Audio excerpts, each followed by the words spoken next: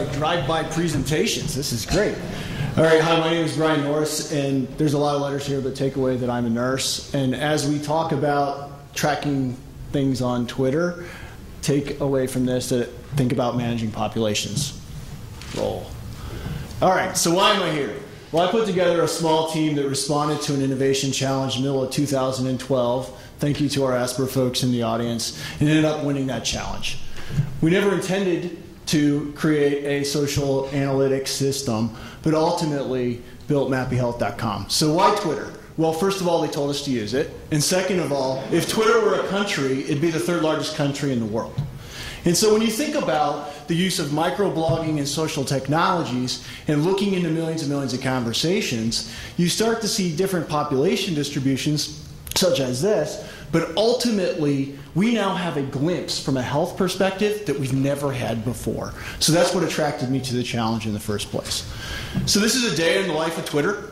We track, I don't know, a couple hundred different terms. As you can see here, this was during last year's flu season. There's about 320,000 tweets: flu, cough, fever, whoops, vomit, chills, sore throat, etc. kind of rise to the top. But ultimately, as we started to look at this data, we went, man, there's a lot of data, and there is a lot of craziness. If you need something on a Friday night and you're bored, take a look at STD tweets. You'll have a good time.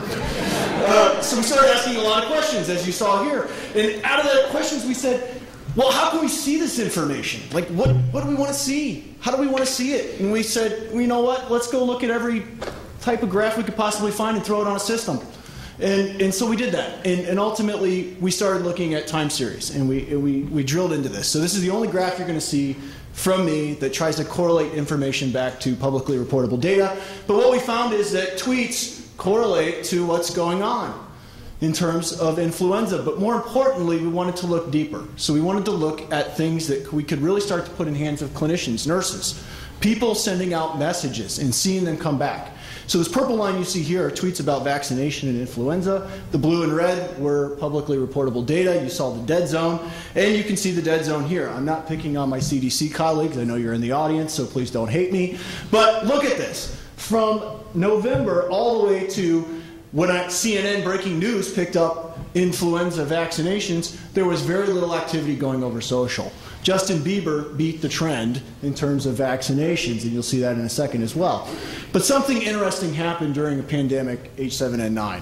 The WHO came out and said, hey, there's a whole lot of people listening to us over Twitter and starting to push our information out, as you can see here by this minute-by-minute graph about H7N9. And they said, hey, we're going to start putting information out on social media versus traditional methods first, which was quite interesting. But as you start to track conversations and think about it as conversations and pictures and video, how can we start to get more real-time surveillance? And I'm not talking a day after it happened or a week after it happened. I'm talking the minute it happened. And why did something spike? And what is that spike? And then we got interested and said, if we're seeing these minute-by-minute interactions, what's happening before the WHO or before the CDC puts out this information? And so we followed this single tweet and this single incidence of a tweet, and we saw that about 12 to 18 hours beforehand, people like this were putting out information well in advance of it being confirmed.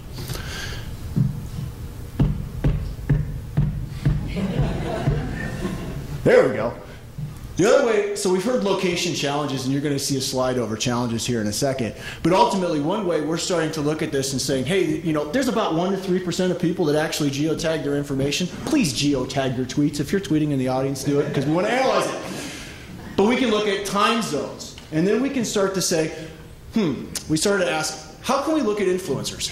When we're talking about pushing messages out, and then seeing how they come back in and measuring both sides of the fence, we want to look at people that are influencing. So we looked at advertising. And that previous slide that went really, really fast that I totally missed said it was looking at the number of impressions, the number of times somebody was pushing out information. So how can I see the number of followers times the amount of information to show the potential impressions on a particular topic or combination of topics? Beyond disease, we started to look at cohorts in terms of natural disasters. So as you can see here, Twitter lights up over earthquakes and tornadoes and all kinds of other things. And that's just from a week or so ago. But ultimate challenges, right? So we've got things like, I've got a cough, runny nose, fever, good, probably flu, close to it. I have Bieber fever. Yeah. My 4-year-old loves that. Geotagged information is very little. Places like location, I'm on Earth versus not on Earth, but ultimately, how can we get this into the hands of the people that need it most? So we can do all kinds of analysis and tracking, but unless the people that need it most have this information to drive more compliance around vaccination or other things, we really won't get very far. Anyway, that's my 5-minute drive-by. Thank you.